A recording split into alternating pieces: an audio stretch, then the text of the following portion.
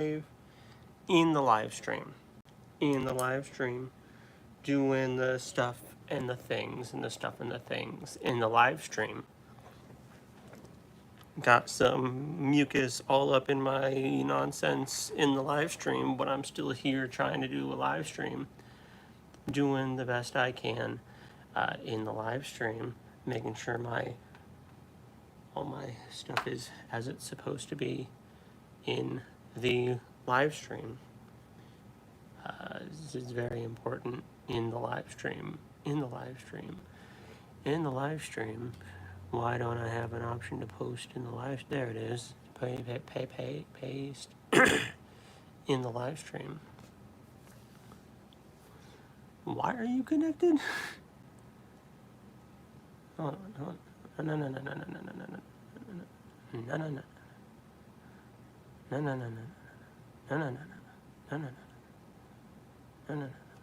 Let's try this again.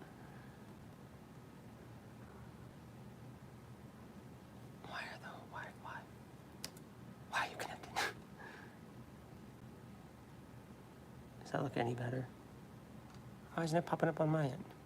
Well, it looks better. Why isn't it popping up on this end? In the live stream. Why isn't it popping up in the live stream? I'm struggling in the live stream. Oh well, it pops up somewhere. There it is. It looks like shit, but it's fine. It's fine. Everything is great and fine in the live stream. It just is. How could it be otherwise in the live stream? Everything is great and super and wonderful in the live stream because it's a live stream. Welcome to the live stream, all. Hope everyone's doing well. I'm doing all right. Happy that I squeezed in an extra live stream. I want to do these more often. A friend is sneezing in the background in the live stream. In the live stream.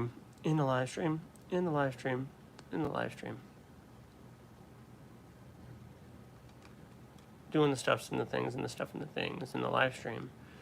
Should we trust science even though it's constantly changing? Whereas biblical truth stays the same. We should trust a system that is willing to update its understanding based on updated understanding, based on new, better information, and is willing to keep changing and doing better as it goes. We should trust that over a system that just says, hey, this book says this, and we're going to stick with that forever and for all time, except we're not, because we're going to keep updating it and changing our understanding of what it says and our interpretation of what it says, and completely change, not completely change, but change, say, a significant amount the religion that it's based off of. We're also going to have thousands of different denominations based on this religious book. So it's not like anyone really knows what they're talking about there. But a book that we have nothing for, really, in terms of the supernatural claims made in such book. We really just have no good reason to believe in any of somebody else made a comment that I disagree with strongly, and it derailed me. We have no good reason to believe in any supernatural claims, let alone supernatural claims in the Bible. We don't have good reason to believe in any of them. Maybe someone out there does. And maybe I keep getting water pooled in my water bottle keeps getting, like, I'll drink and it'll just get water pooled in here. It's super annoying. Because then sometimes I'll go to lift it and I'll, like, tilt it slightly. There's just water everywhere. Somebody else left a comment. Good thing Christianity fits into science. Doesn't. It doesn't. I'd be interested to have a conversation about that, but it doesn't. Not really. Especially when you go to the supernatural claims. Because science has nothing, so far, for the supernatural. It just does not. I haven't looked at any of the hidden posts in a while.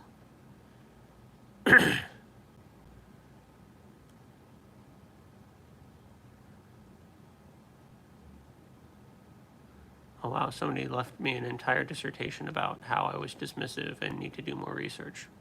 Cool. Might actually read that later. They might actually have something good to say. But it's a whole 5-paragraph essay. I'm not going to read it right this second.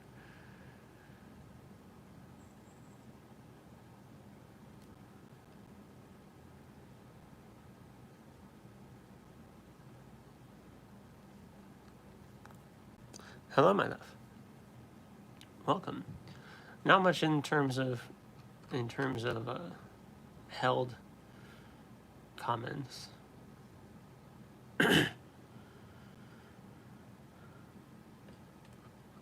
Someone trying to say how the Bible doesn't condone slavery. I go to like my held comments, and I go to look at it, and I have a whole like section underneath. There's like 3, and then there's a section that says hidden comments. And I go to click on that. It's like, are you sure? Some of this might have, offensive terminology and whatnot. Buddy, that's what I'm here for. I didn't come into the held for review comments expecting to find something good. That's what I'm here for, YouTube.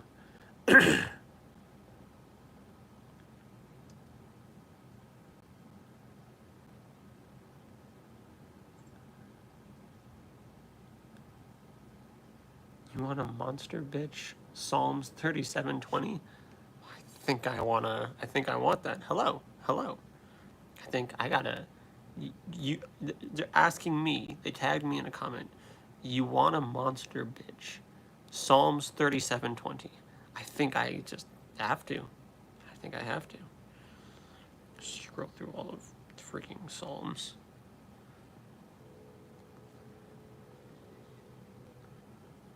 I am not a fan of the Book of Psalms. I'm going to be honest with you. Okay. But the wicked shall perish, and the enemies of the Lord shall be as the fat of lambs. They shall consume, into smoke shall they consume away. King James Version. The enemies of the Lord shall be as the fat of the lambs.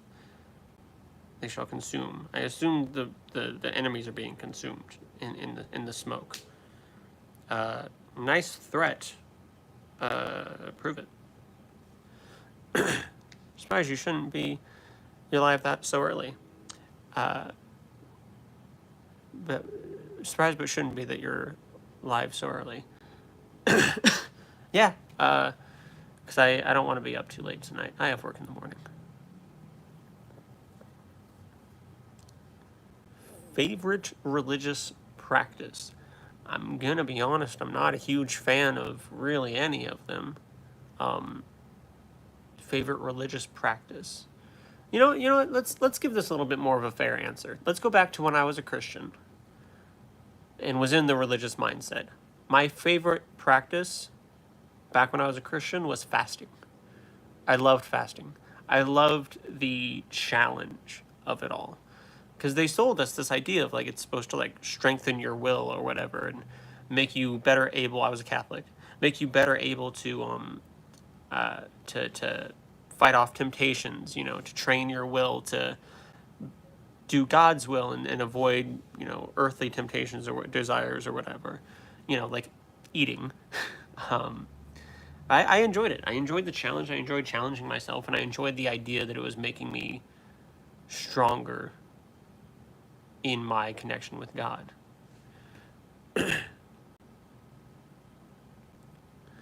So that was my favorite religious practice.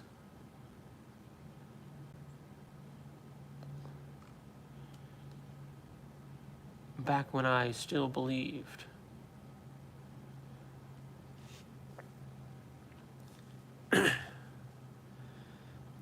Issue of divine revelation, of superseding earlier ones, and a recurring issue, which raises questions about a true understanding God's infinite nature and will, and authenticity of the Torah, Bible, and Quran. How are we supposed to understand an infinite being?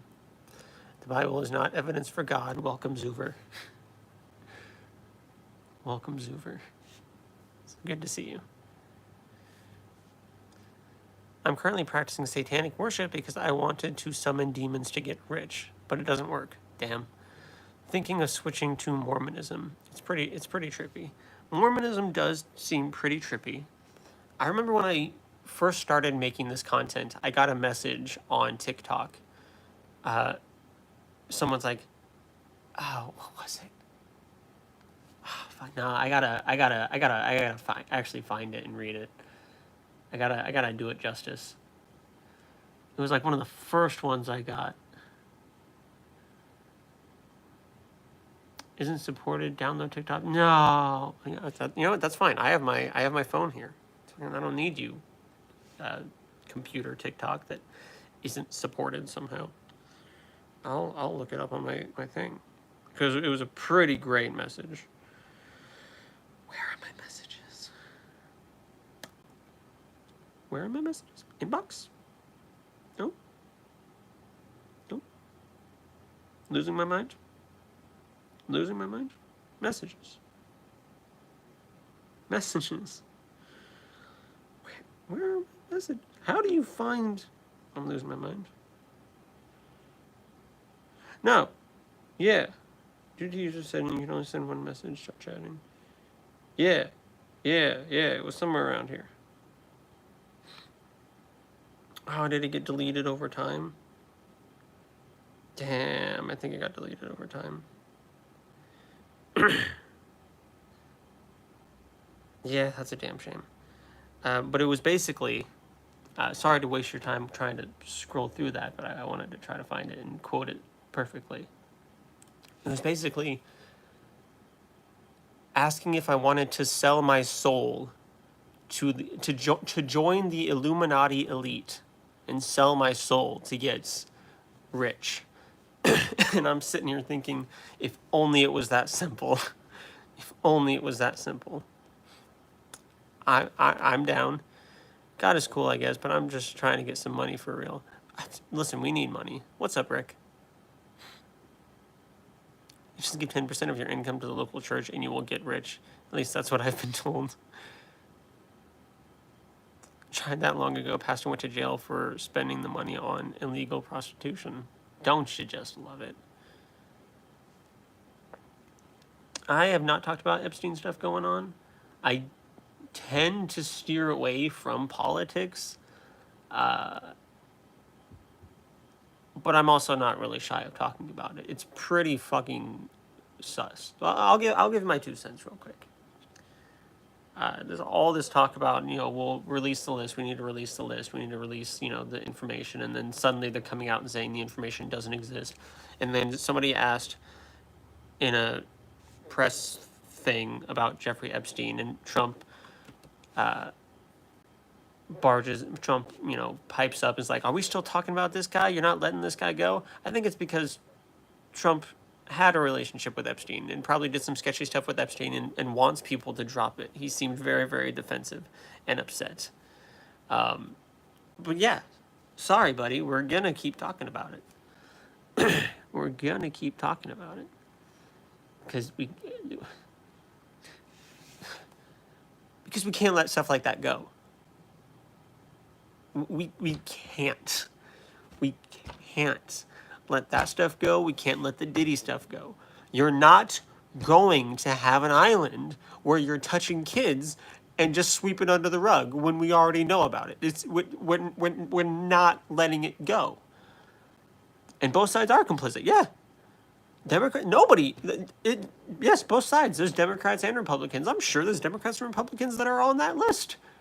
It's just, and I want it all out. I don't give a shit who's on the list. I just want to know who's on the list, because something needs to be done. They need to be prosecuted or something, or at least exposed. Something. I'm not gonna shut the fuck up about the list, and I don't want anybody else to. You don't have an island where you touch kids, and you don't have big parties where you touch kids, Diddy involved, and then just get mad that we're making a stink about it and try to sweep it under the rug. No. Fuck you. Those are my 2 cents. My quick little political whatnot. I gotta keep this open. My quick little political whatnot.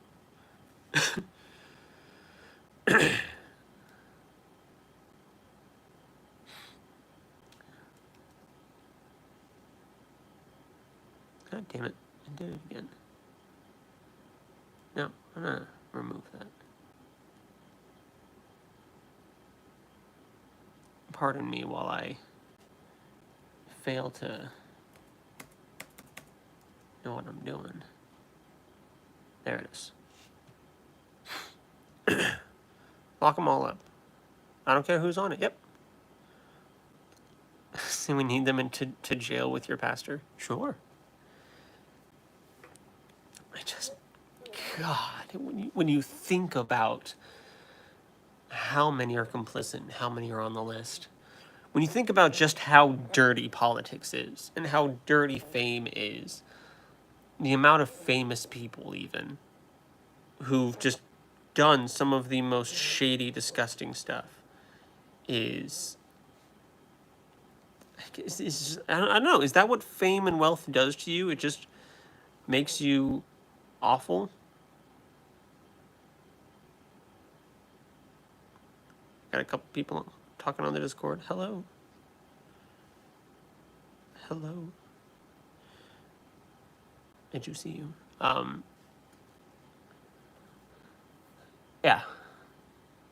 It's like, does becoming rich and famous just bring out the worst in a lot of people? Like, how...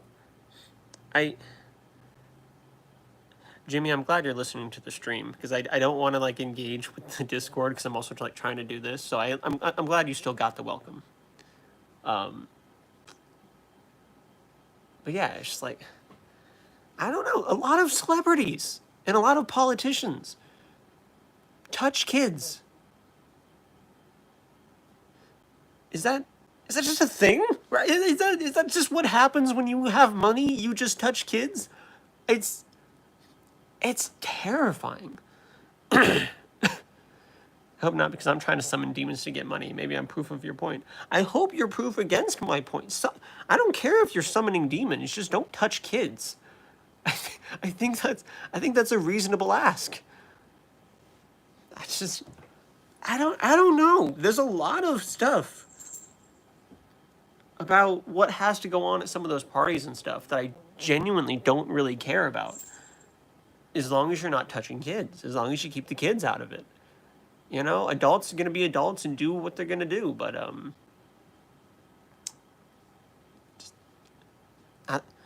don't know. I don't know. I don't know why we live in a society where don't touch kids is such a big ask. I don't know. I don't understand. I don't understand why that's such a big ask. And I don't understand why so many people do it, especially so many of our politicians and whatnot. I don't get it. So there's my 2 cents that turn into like fucking $200, but I hate it so much. No, not proof of that. That money will bring out the worst in people. I mean, yeah, maybe. Just don't. Truth, Drew, you've got my vote. Well, good. I don't know, man. I just don't know.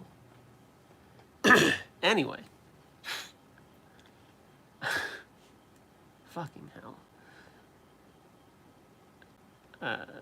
Science fits into religion, except it doesn't.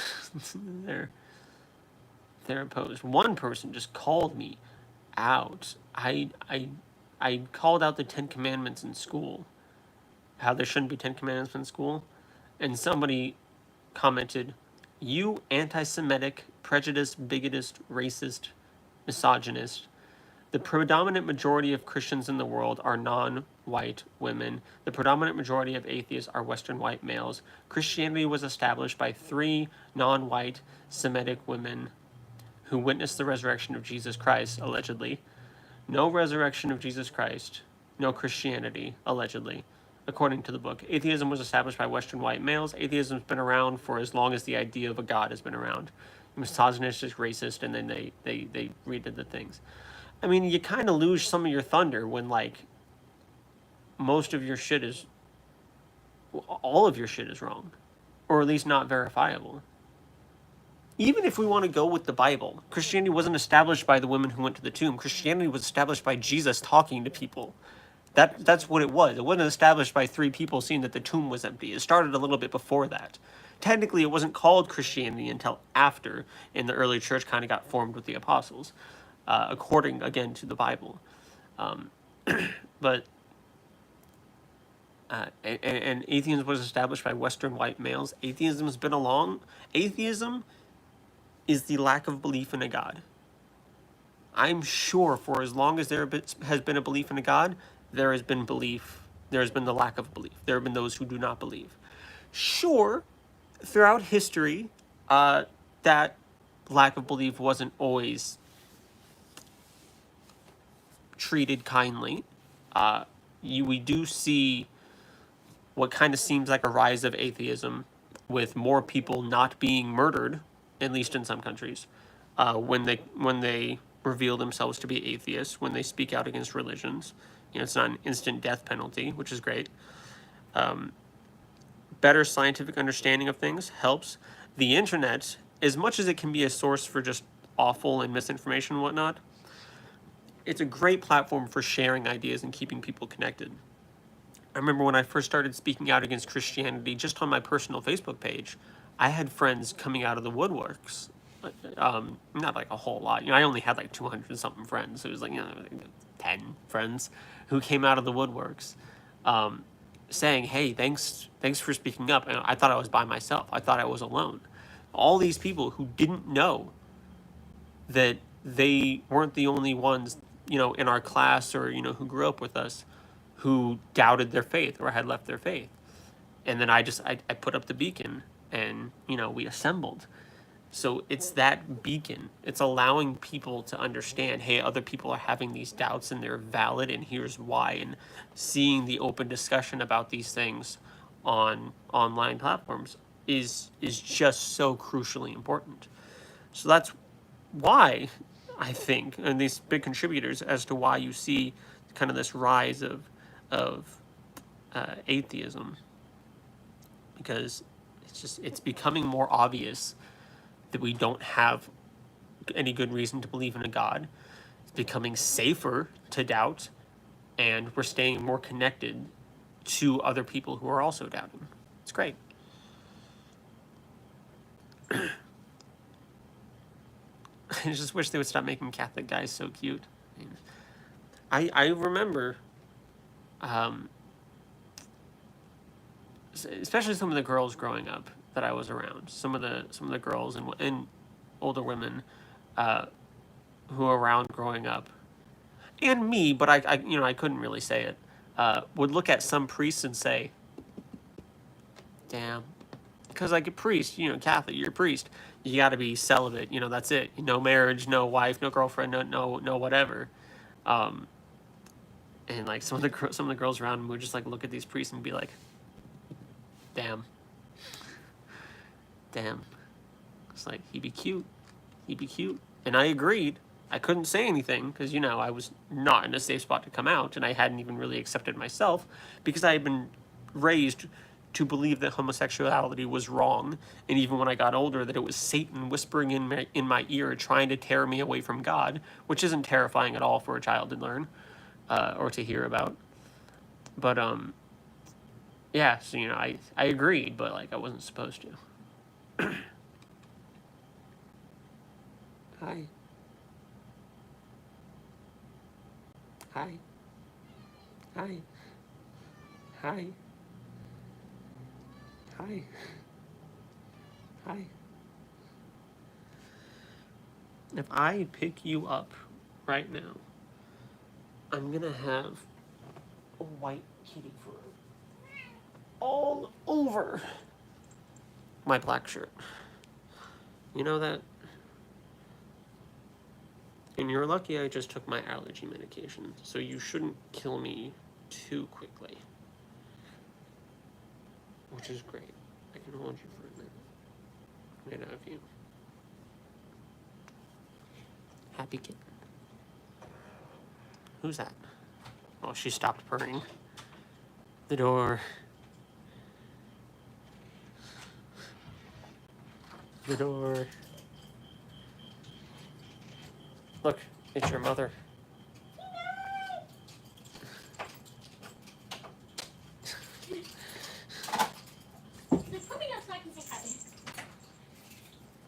Yeah, there it is.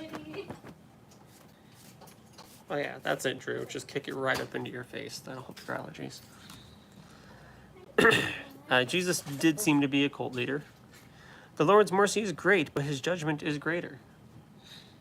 So he's better at judging people and smiting people than he is at being merciful. I believe it. Hello, my love. Hi.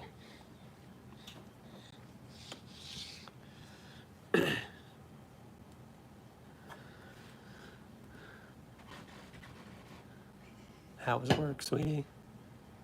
What do you have?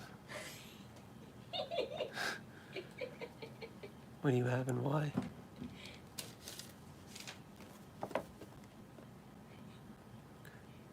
Because our daughter will love them, okay? She has None that of those. one. No? Yeah, She might have that. I think she has that one. I don't think she has the others though.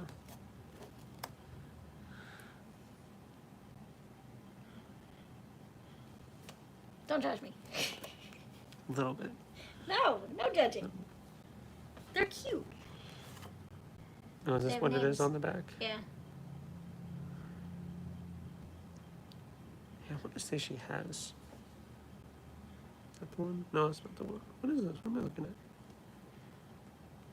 Crab? No, she doesn't have a crab. Okay, so maybe I she think doesn't she has a have that little one. octopus that has similar colors. But it's a crab. Okay. I wish we had kitty cat because it looks just like Peanut. You're still hunting down that little kitty cat, that little peanut Yes. kitty cat. That's like their staple. The Squishmallow. That's like the Squish- They're like, That's the mascot, like the staple. You would Looks think like they'd Peanut. have more of that than anyone else. But they don't have it. looks like Peanut. Peanut is the cat that I was just holding. For those of you who don't know, for reference, go back like 3 minutes.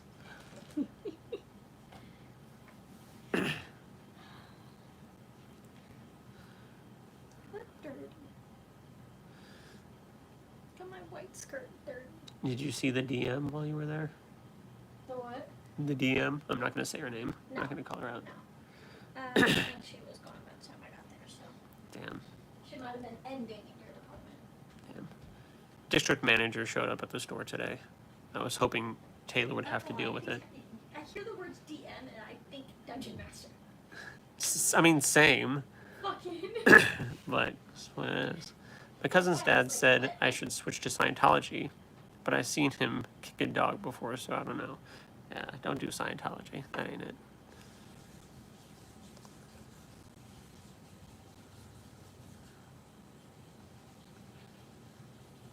Torah, Bible, Quran describe God's infinite nature and understanding of God's will at a pre-K level. Yeah. It's like the crash course, basic introductory of like what we might know about this all-powerful, all-knowing being.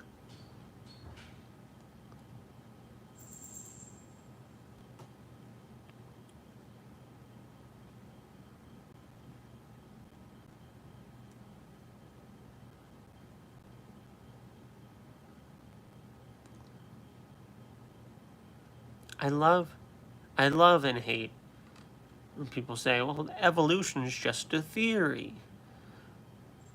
A theory in the realm of science. And if I'm saying stuff randomly, chat's moving a bit slow, so I'm just scrolling through comments to look for prompts. No offense, chat. But when they say evidence is just a theory, a theory in science isn't just like a guess or a maybe or like someone hitting the weeds and saying, hey man, what if like we all see different colors and stuff. A theory in science is the best explanation we have for a given topic backed by the best evidence. It's the closest thing to what we would state as fact. It is essentially what we would state as fact, but science doesn't really make claims of fact. I will never kick a dog even if I study Scientology. Good. I don't really know too many excuses, too many good reasons to kick a dog.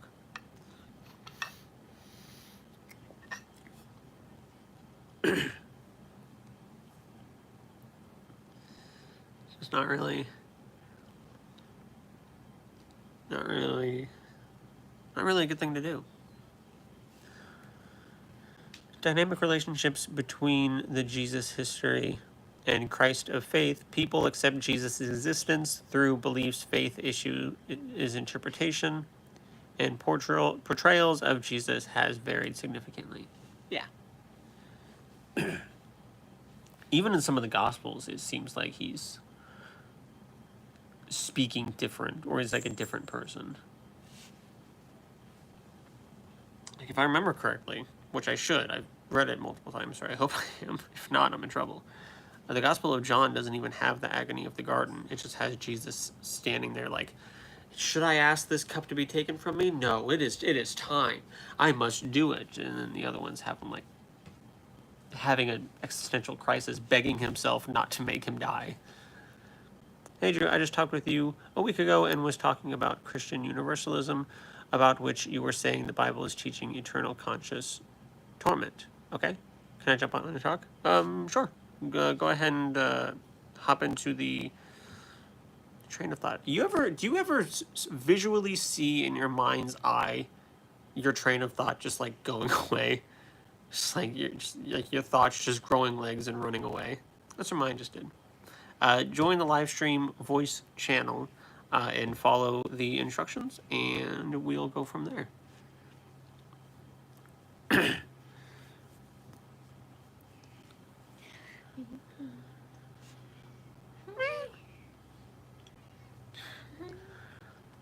I also probably won't take too long with such a conversation. I'm trying to have a hard cutoff at an hour with this live, just because I have to get up early. But try to still have a good conversation.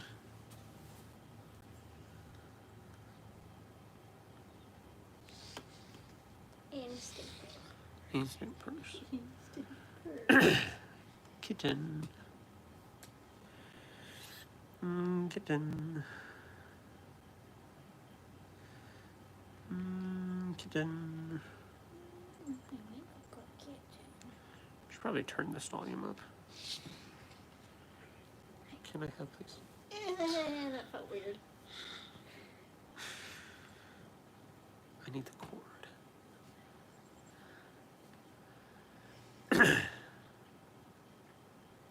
Kitty, I was gonna think about going and getting food. Probably should. I'm gonna need something quick to eat after the live's over.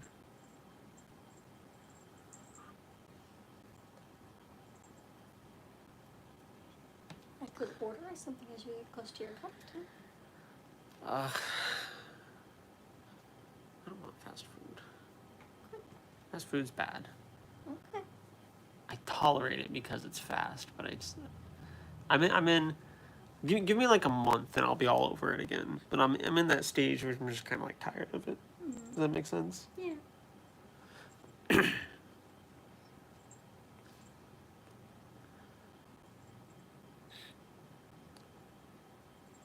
Oh, does that feel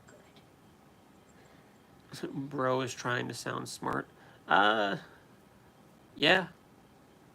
With the full understanding that it doesn't always work.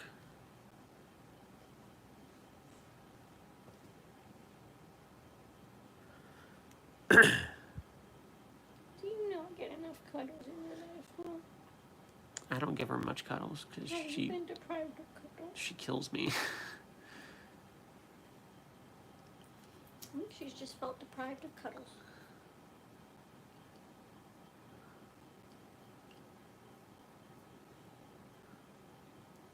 I need to give you a bath. And honestly, should probably shave your fur. I think it would help. The atheist stance is that there is no sufficient evidence to justify belief in a God concept. I don't want to be nitpicky, but I believe in a God concept. I believe that the concept, the idea of a God exists.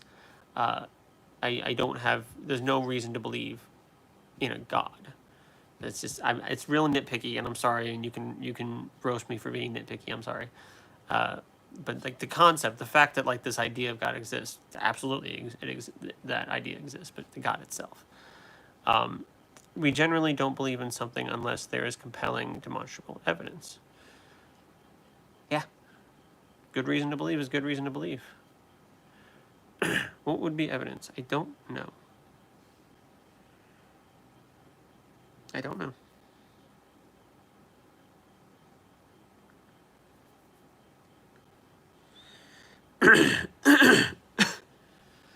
I don't know what would be good evidence.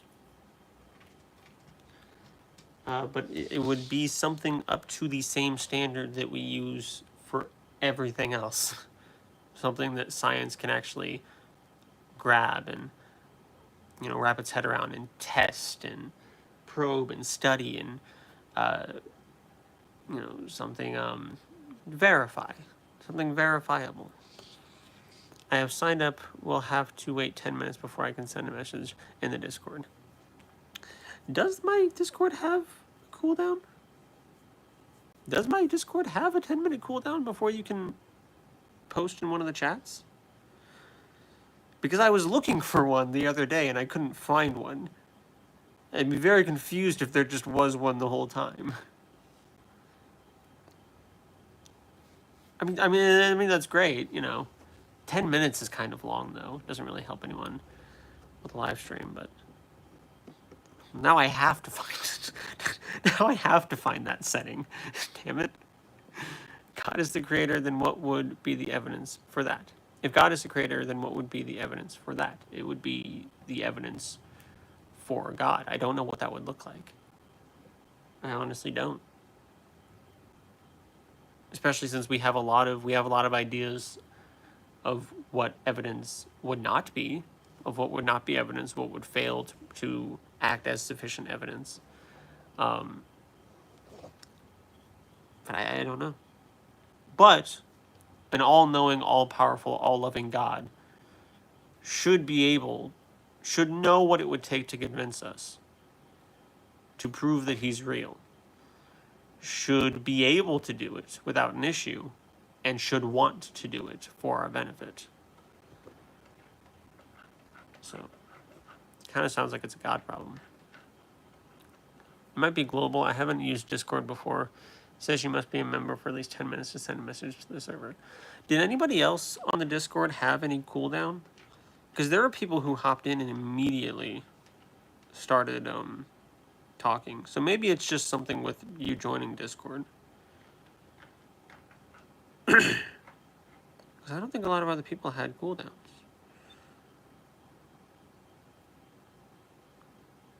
Yeah, no, Marsh literally joined and immediately sent a message in the general. Yeah, it might just be because it's your first time getting a Discord. I'll still hold on for you. And we can have a short count, a short chat. I'll extend it a little past an hour. I mean, we still have 20 minutes left of the stream, so we're not that pressed for time. But I can extend it a little bit to make sure you get in. I also just created the account, so that might be it.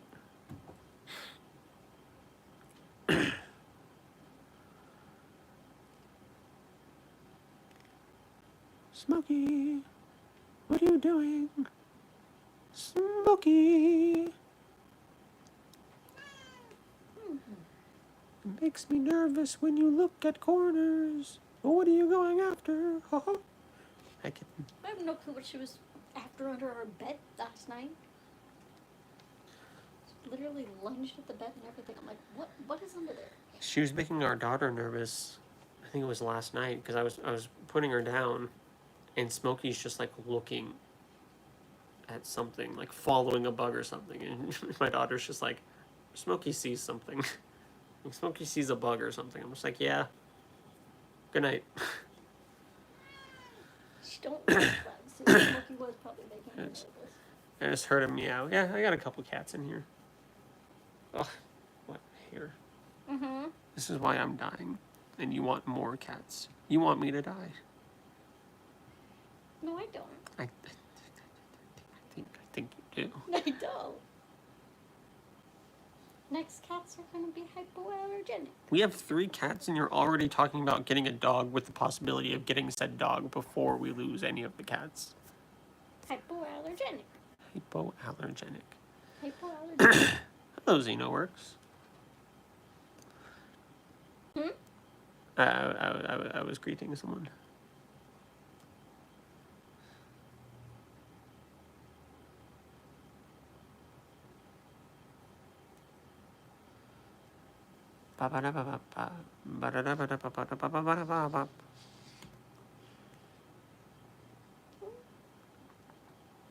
Welcome, welcome. What is going on? Not much. Just kind of hanging out. Pretty chill stream. Can't complain.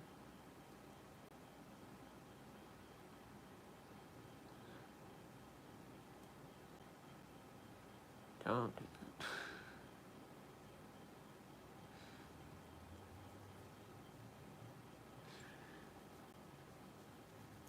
Pretty happy with it. I want to do more live streams. It's just hard. It's hard when my daughter needs to be in bed at like 8:30. It usually doesn't get to bed until like 9. And then I get up at 6 a.m. So like 8 hours for me is 10. And I'm one of those people, unfortunately, who needs like 8 to 9 hours of sleep a night to function properly. So it's hard to squeeze in anything. Even tonight I'm going to be up a little bit late because I'm going to try to cap it a little after 10 and get some food and go to bed, but we'll live.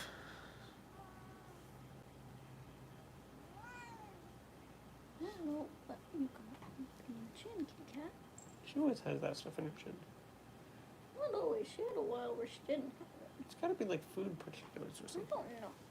What do you have it? What do you have it?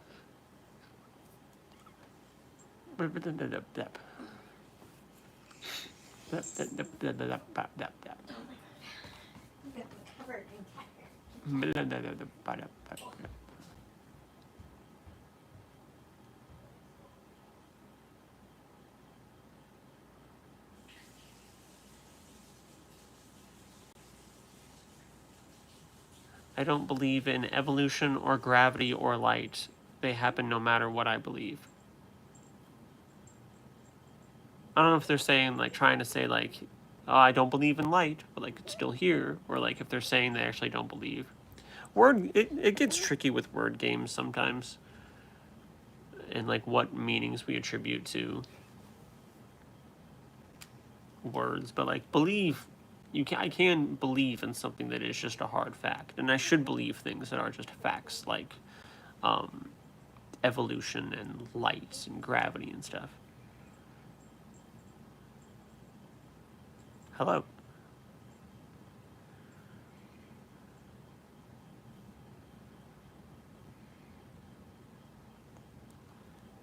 I mean, that is still language that you can use, is belief.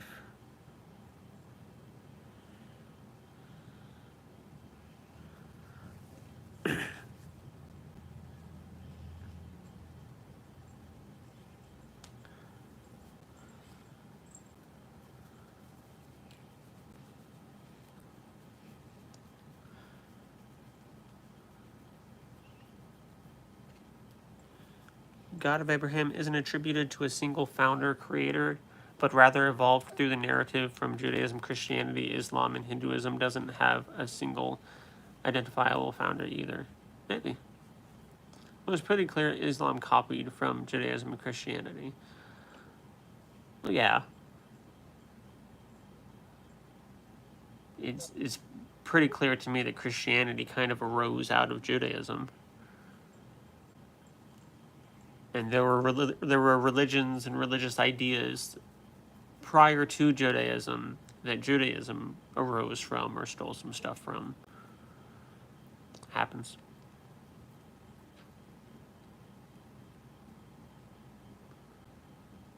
We can probably trace something back, all the way back to the first human who said, I don't know what this is, therefore it must be something divine. and trace the formations of different religions and different ideas that came out of different other ideas and religions.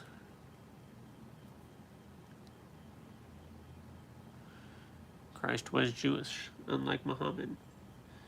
Yeah, you know, Islam really just kind of tried to do something.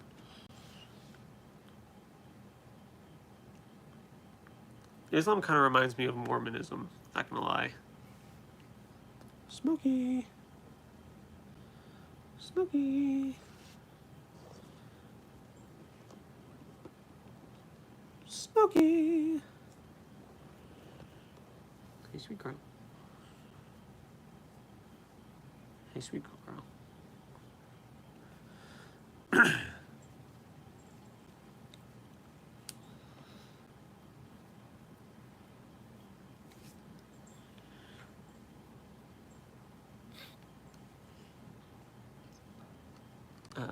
Religion is not mental illness. It's just not. Comparing the two is just incorrect, wrong, and insulting to people who actually have mental illness by using mental illness as some kind of derogatory term for something that doesn't necessarily have anything to do with mental illness. It's just kind of wrong and insulting and wrong.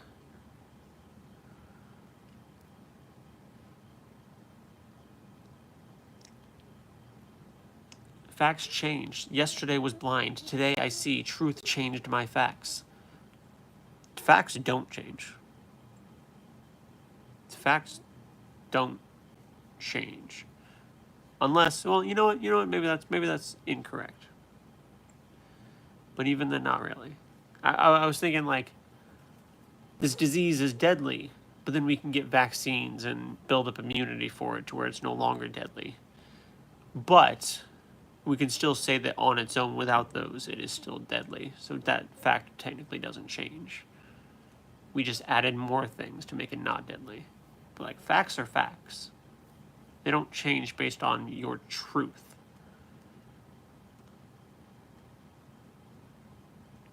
And truth doesn't change facts. Truth is facts, as far as I can understand.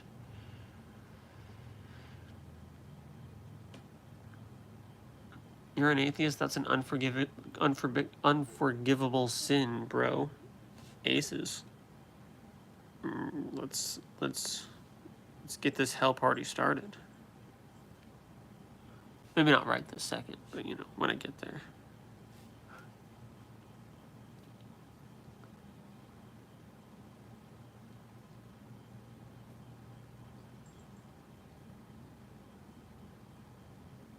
Oh, bo bo bo bo bo. Ha ba ba ba ba ba ba ba ba.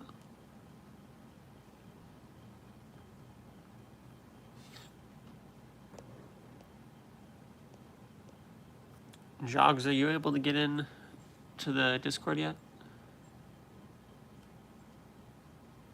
I don't know how long it's been.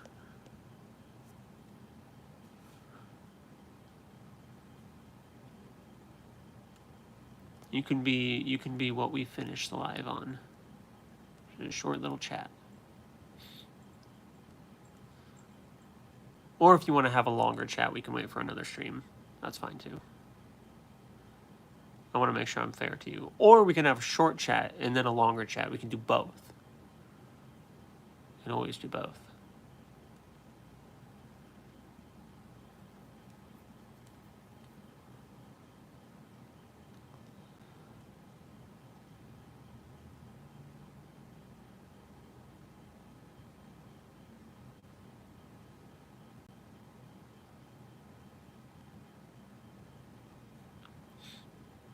Hello. What's happening here?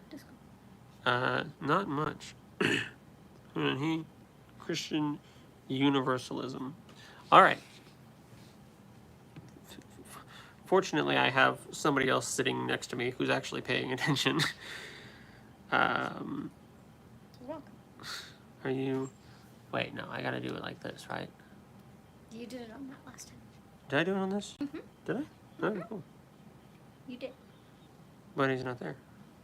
Hmm? But he's not there. Jogs, are you in the voice channel? The general voice channel?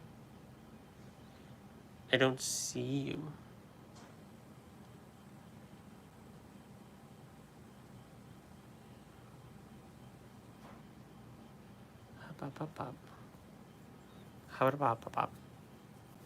What's happening here? Just talking about the theisms and the atheisms and the verses and the whatnots. Stuffs and the things and the stuffs and the things. Yeah. Having a good time.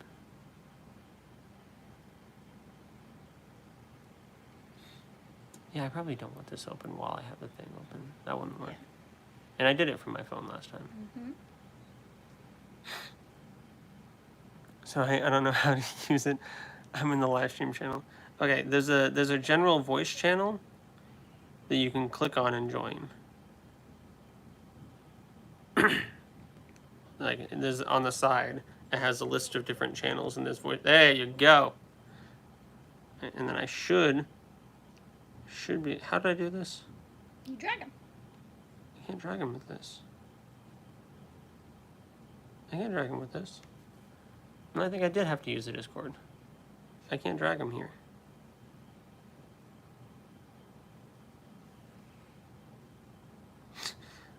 So, sorry, Jogs. I also apparently don't know how to use Discord. Yeah, no, I dragged him with the web browser.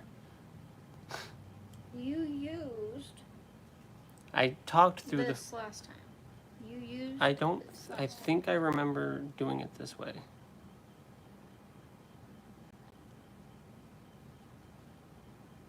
dragging him on there, but then joining on here. Is that what you did? Yeah. That's what you did. Okay. Figuring Hello. this out together. Hello.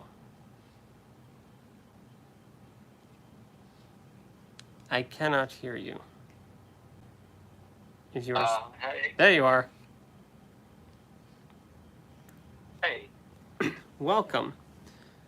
I hope I chat. think I'm going to turn off the YouTube channel, right? Yes. Go ahead and at least mute the YouTube channel, so we're not hearing like playback and whatnot. Turn mine up a little bit to make sure. Okay. Jogs, if you could Yeah, talk a I little just bit. was gonna. Yeah, I think we were talking the other day. I was talking about Christian universalism, and you were pointing out Okay. if the Bible was teaching eternal conscious torment. I disagree with that. I think most of what you and I would look at as Christianity today is heavily influenced by Augustine. And I would sort of agree with you, like the idea of sort of you believe in Jesus and you go to heaven, or you don't believe and you go to hell for eternity. I think that's absolute nonsense. If eternal conscious torment is true, then God is not love. So it's over. Christianity's false. But having said that, I think there's really good reason to believe that Jesus, that God, that like Jesus in the Bible is in the business of saving all. Yeah. So I don't really have an issue with.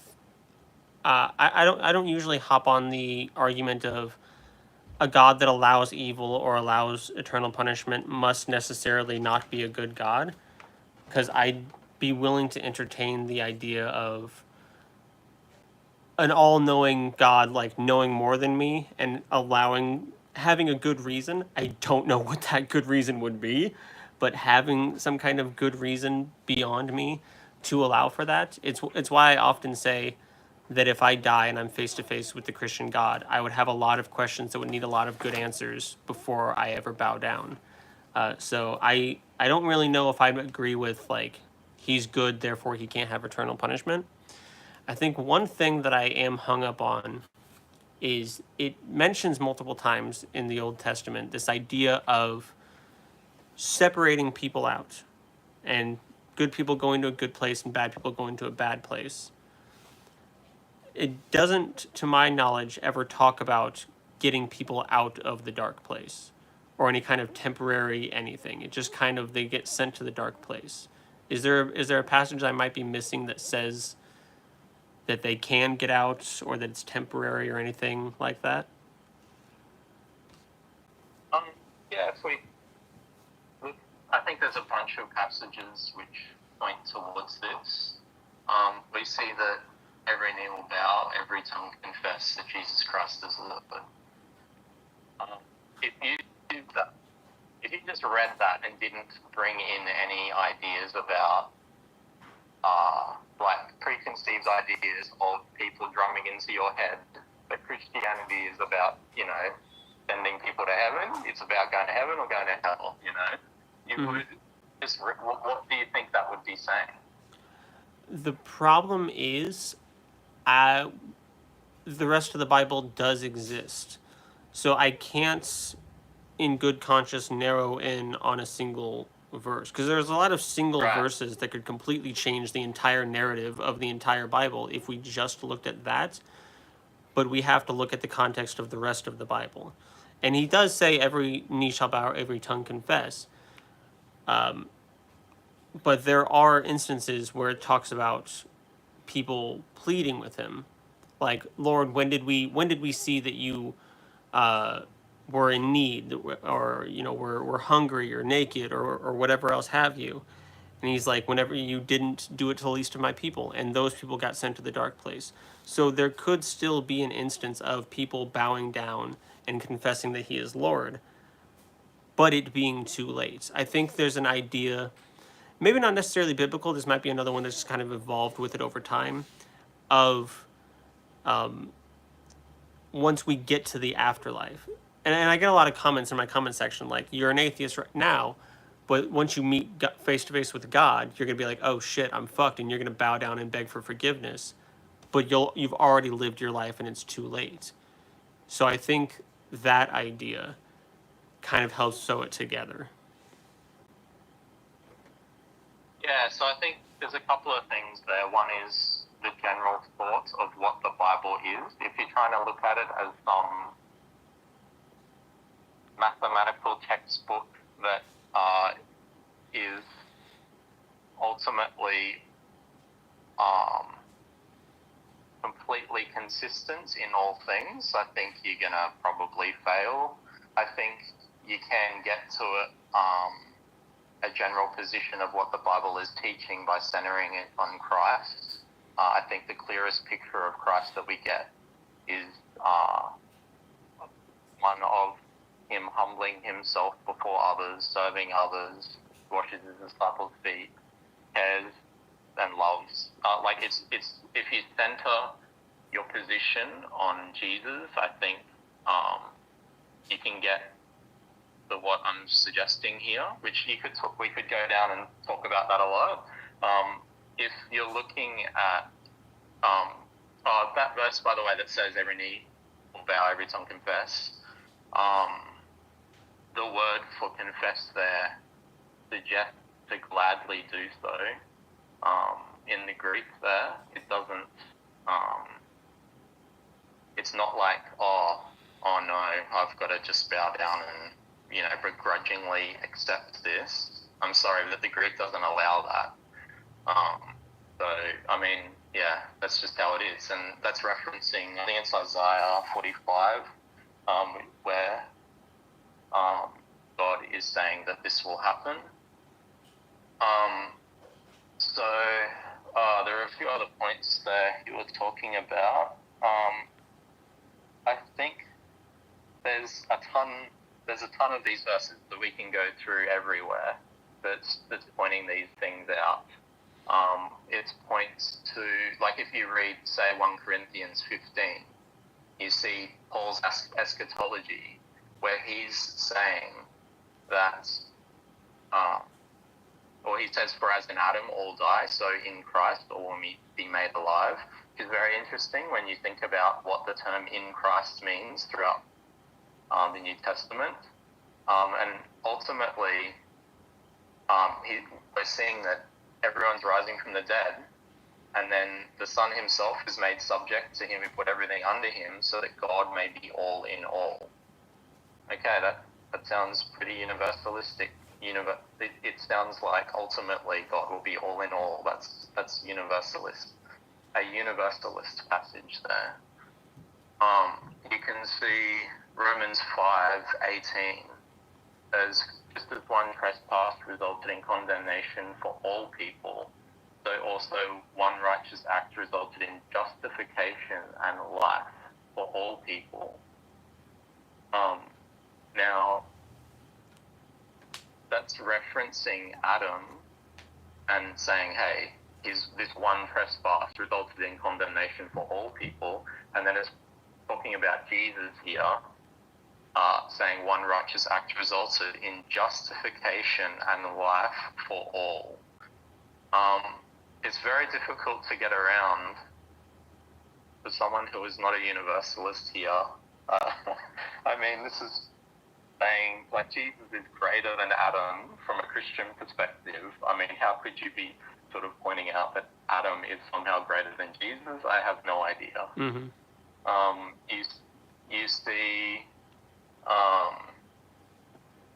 You see that Romans 11, Paul is putting forward in the book of Romans and in this entire argument that, that Jesus is, all the laws that they're looking at are kind of not needed because Jesus has come and he's abolished it, kind of. And ultimately, he makes an argument from essentially the start of Romans 1 to Romans 11. And he finishes saying, for God has consigned all to disobedience, so that he may have mercy on all. And then he praises God after this, by the way. He's like, Okay, so a few things. Because we went through several points, and I want to try to touch on a few of them. As far as Jesus humbling himself and seeing like the good character of Jesus, do you believe that Jesus is God? Yeah. So this is another instance where we can't just focus on one small section of the book. We have to look at, this is the same God that had someone stoned to death for picking up sticks on the Sabbath. This is the same God who a guy tried to catch the ark from falling over and God just struck him dead. This is the same God who ordered the slaughter of many, and in times acted out himself without any human help. The slaughter of many men, women, children, babies, who repeatedly hardened Pharaoh's heart so that he wouldn't let the Israelites go, so that he could show the world how great he is. Throughout the Old Testament, it is all about God showing how great he is through the Israelites. And even with Jesus, if he is God, he came down to earth for like 30 years, had a really rough last couple days, just torment, horrible. But then a couple days later, he was up walking around like nothing happened, letting someone stick their fingers in his wounds like it was a party trick, and then he skipped back up to heaven. He's fine. That's not really a sacrifice. And especially in the context of the rest of the Bible, it seems more of an egotistical, look at me style display. There's also a theme throughout the Gospels where, yes, it is salvation for all, but it also really specifies through Christ. None can come to the Father but through me. You need his teachings. You need to accept him as this free gift that you need to accept. So it's open to all, but not all will take it. And even Jesus says that not a lot of people are going to go to heaven. It's very, very difficult to get to heaven. So, and you can have someone bowing down and even rejoicefully saying, oh my gosh, you are God and I praise you, and still God coming down and saying, yeah, but it's too late. Jesus also made it clear that he is not here to abolish the law, but here to fulfill the law. And he says not one jot or tittle of the law should pass away until basically the world ends. So we can't really throw out the law. And I know Paul kind of takes it in a different direction, but I would listen to Jesus's voice over Paul's. And if Paul wants to try to contradict Jesus, I would choose Jesus over that. So I don't know if that covered all of your points, but I just covered a few. You went through like 5, and I don't remember every single one of them, but I think that might cover a few of them. Yeah, right. There's a few things that I think I'd probably concentrate on what Christian Universalism is actually saying, and I'll briefly touch on things that you just brought up there. Sort of, you brought up like things about the Old Testament.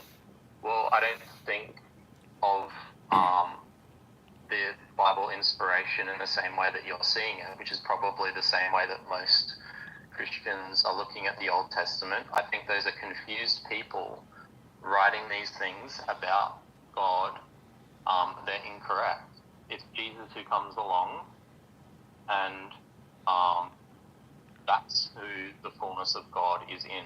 Like really, really briefly, for example, do I think that Noah's Ark is like some real thing with, animals lining up 2 by 2 going into this ark or whatever? No. But I think they are writings from an ancient people with sort of like mythological flood stories going around. They're writing these things down, and it points to Christ. Now, I don't think they realize that. It's not like they're intentionally doing that. But I think they're writing this story that is this sort of flood story, but it points to Christ in that, like you see, it's sort of like Jesus coming along and talking in parables. It's that sort of sense. You see this flood coming along, the ark saving the people. Now, when you look, like, you see that the ark's made of a word that's used for atonement. You see the ark rest on Ararat, which means the curse reversed in Hebrew. And the date that it lands on the mountain on Ararat is essentially the date that Jesus rises from the dead. Like you'll look at sort of historians, atheist historians, they'll sort of agree that Jesus was crucified on or around Passover. Now this happens on the 3rd day after Passover that the ark rests. So, like, we could talk more about that, but I'll just say that's sort of what's going on in the Old Testament from my perspective. So, no, I don't, like, I agree with you that those things are horrific, but it's not sort of what I would look at there. Like, I would agree with you there. You were talking about God being like Jesus being a sacrifice and it not really being a sacrifice. That's something called penal substitutionary atonement, which I don't agree with either. Like, I'm with you there. But it's not God punishing Jesus. Constantly we're told that it's us, like humans, who are crucifying him. And we could go into that more as well, but I kind of wanted to perhaps then focus more on what Christian Universalism is saying. It's not saying, maybe you could respond to that if you like. Is there anything you want to say about that? And then I could sort of address some of the other points you made on there. It seems just a lot of interpretation. And a lot of people do interpret the Bible in a lot of different ways. The Bible does seem to paint the stories of the Old Testament as facts that actually happened. It does not seem to in any way, shape, or form hint that they could have been metaphoric or anything like that. It definitely seems to talk about them as if they are fact. So what we really just end up having is interpretations. And there's thousands of different denominations of Christianity that have different interpretations, and many people within those denominations that have those interpretations. And it's very easy to,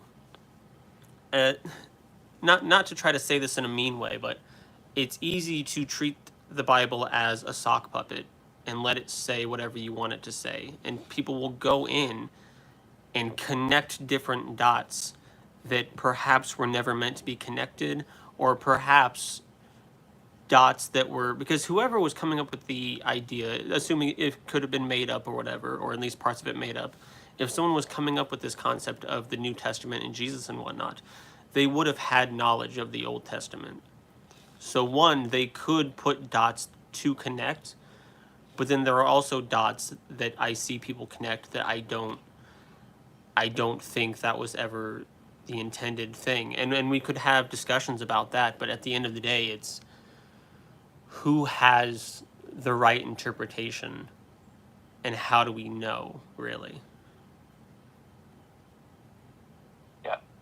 Yeah, I mean, I think when you're looking at sort of what historians will be saying about Jesus, and if we go back through the Old Testament and point out some of the things that said, I think it's absolute genius what people would have had to have done to get to sort of merge real life events with myth from the Old Testament. So I do think that. I would point out with some of the things you were saying there, you read some early Christian writers like Origen, they say, what does he say? He says something along the lines of, you'd have to be a simpleton to sort of look at the Old Testament in, this literalistic form. Now, this isn't like some new thing that I'm just bringing up here. This is based on early Christian thought and belief. So yeah. When it comes to what Christian Universalists are saying is that it is through Christ that all are saved and ultimately all will turn to Him. It's the idea of sort of a place where people are burning in hell for eternity. The big problem is not that there's some place where people are like in punishment after death.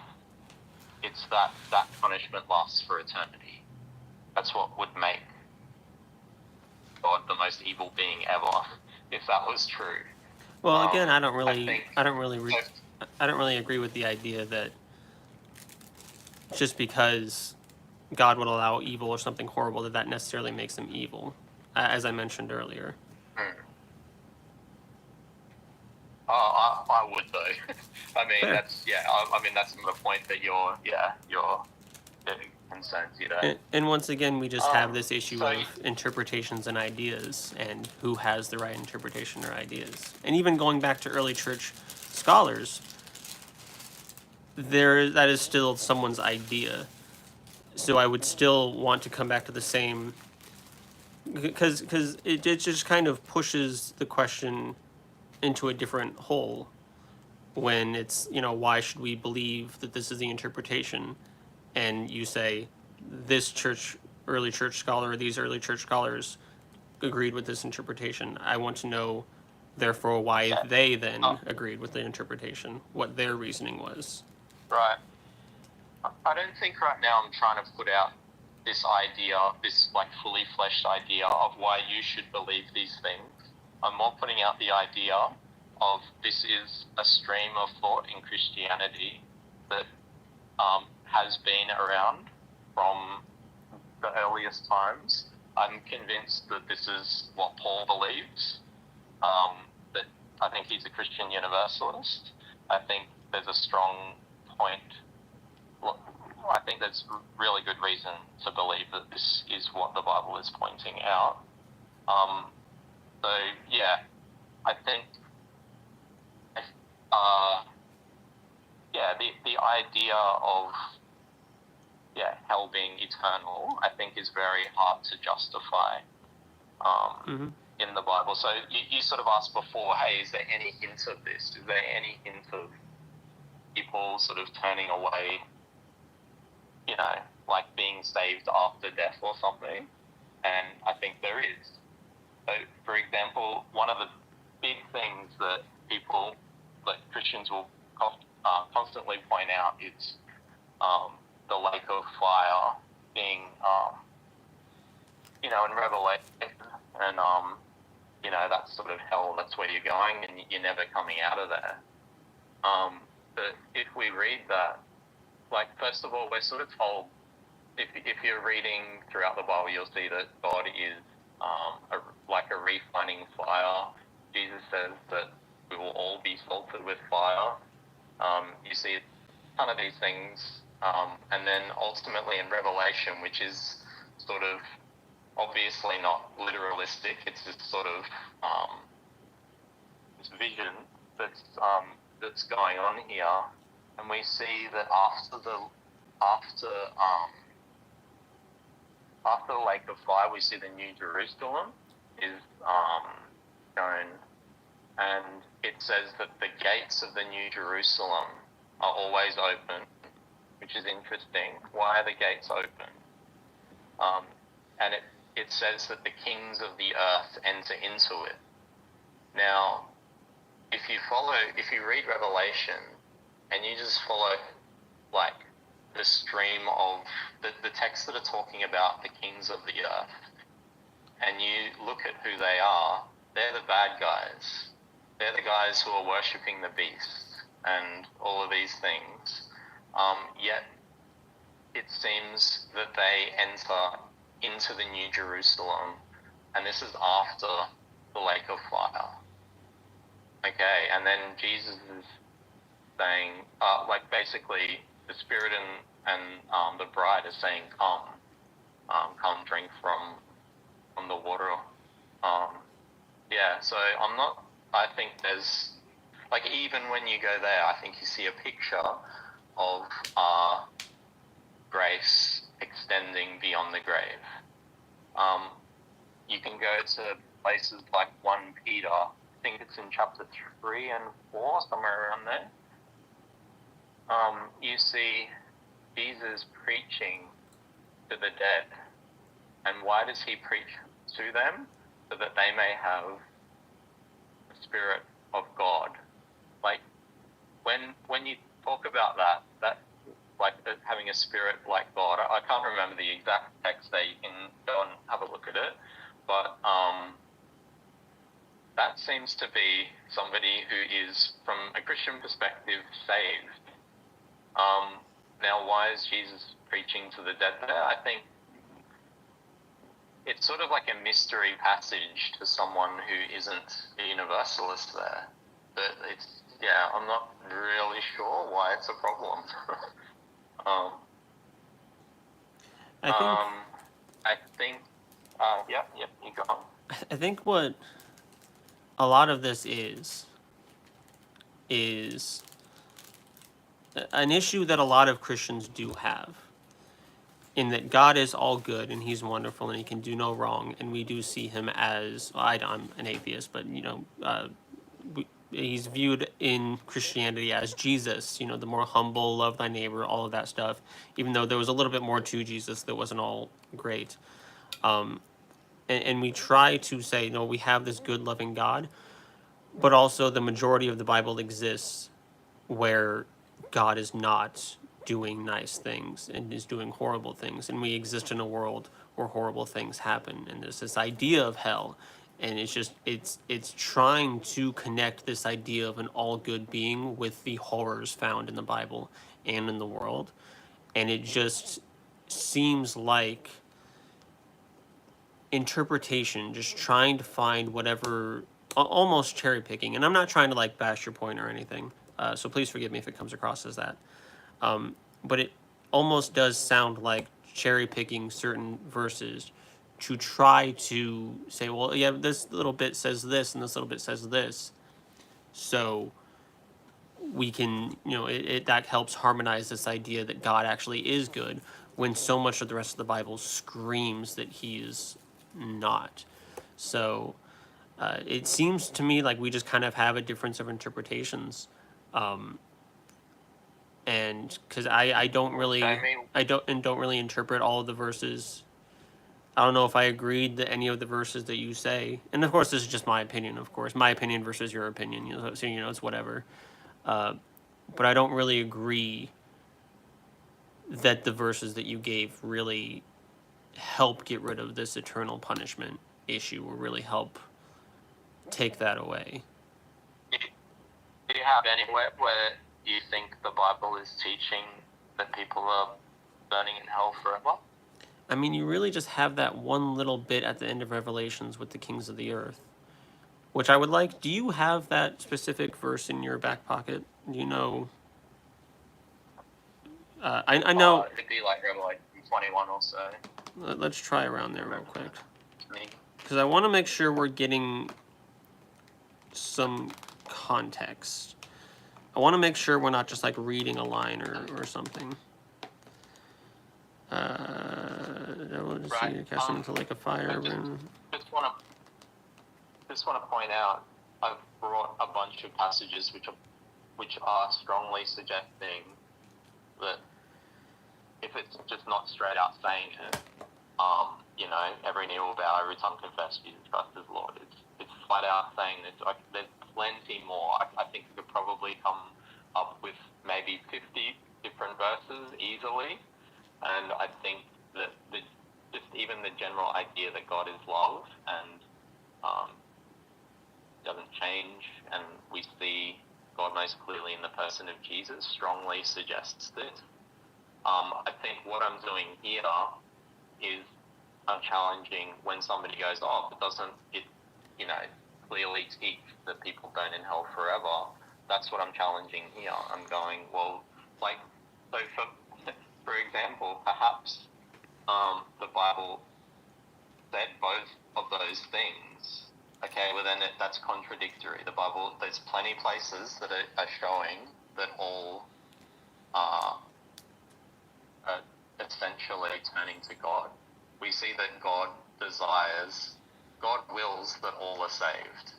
If God wants something, ultimately he's going to get it.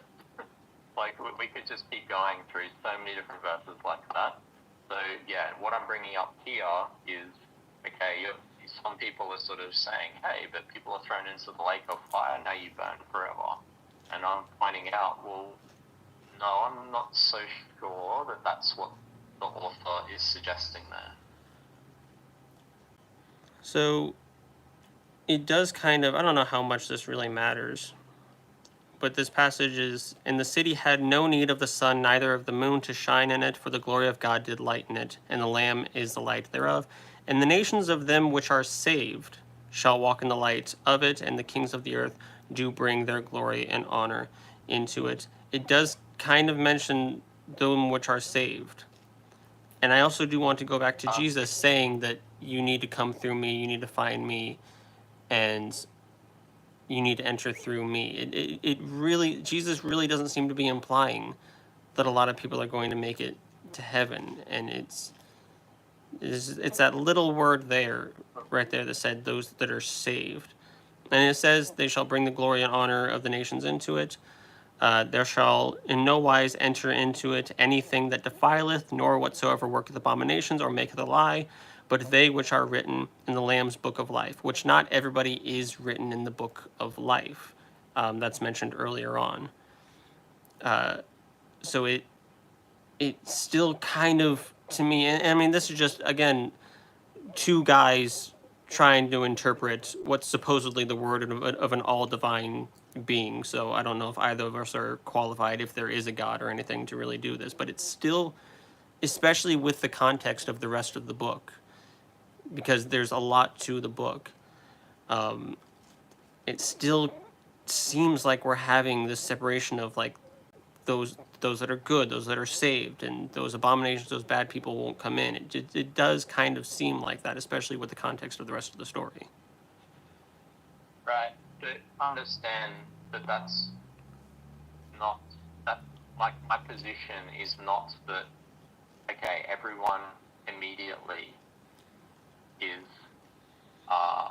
following Christ and putting in quotes in heaven, like at that moment, like when we're risen from the dead. Like, I think God loves us all. We're all going to rise from the dead, regardless of what we've done. Now, people have done horrible things over their lives. Like if you look at someone who's committed absolute atrocities, I think that they will rise from the dead, and they're going to see the love that God has for them, and it's going to be very painful for them. Like, I think it would be like to see that contrast of God's love and grace, and understanding how we've lived our life, sort of, that is potentially very painful and a painful process to go through.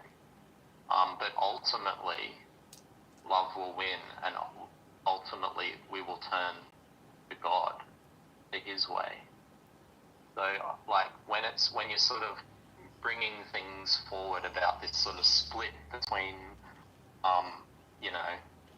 between people here, like, I don't disagree with that. It also, it kind of takes away, because we're all going to end up in heaven anyway, in eternal bliss. So why should I even care about following Christianity or doing anything good in this life if I'm going to get a long punishment, but not an eternal punishment, but eventually I'm going to come to Him anyway? Yeah. Well, do you think it's a worthy cause to be following love now, to be loving your neighbor, to be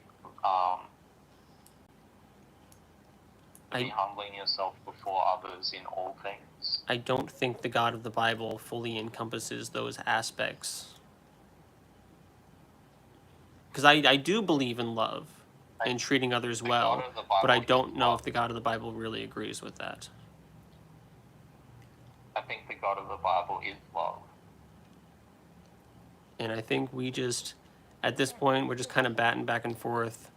I have this interpretation, you have your interpretation. So I think we said what we need to say and gave each other some stuff to think about.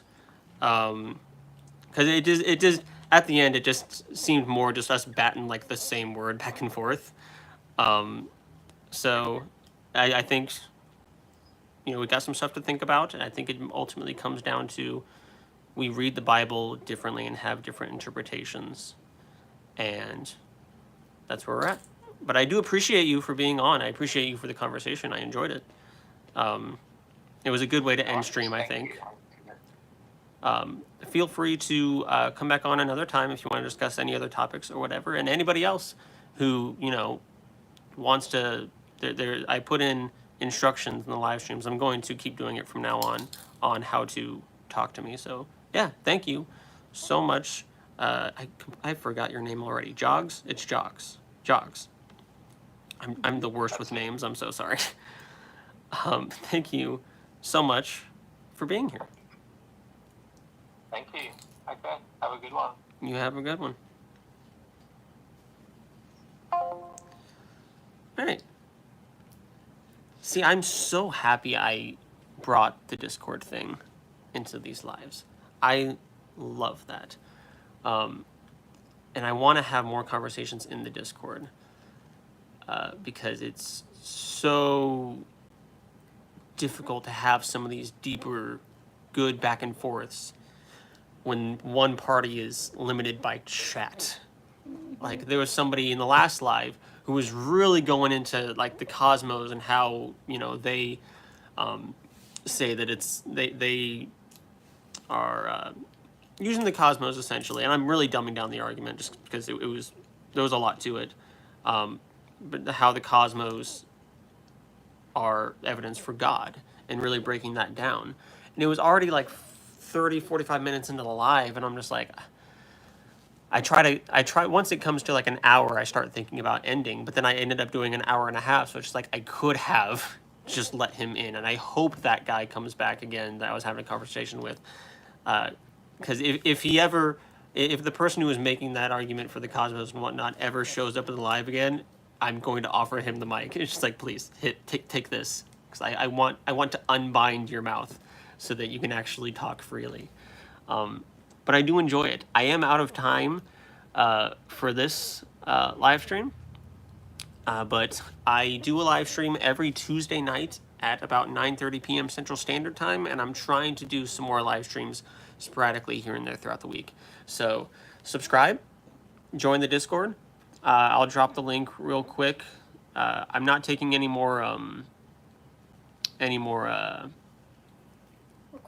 requests or whatever. I keep doing that. The enter button is dumb because I keep wanting to separate out. You guys don't even know what I'm looking at or what I'm mad about, but I keep posting it. There's not a space between the Discord link and Wanna, so it combines them, and I don't want that. I don't know if that messes with the link or whatever. It just looks dumb anyway. And it wouldn't be nice if I could hit enter and put a space like that. That's not an option. Enter just sends it, and I've done that 3 times in the course of this stream. And it just, you'd think it would get through after a while, but it's just like, no, enter should just separate it out. But so I was getting mad because I needed to put a space there. Next time you should just be able to pin it so that you don't have to keep entering it. I probably could. Can I pin it? Mm-hmm. It's not giving me an option. Can I pin it from here? Yeah, you should be able to. Don't do that.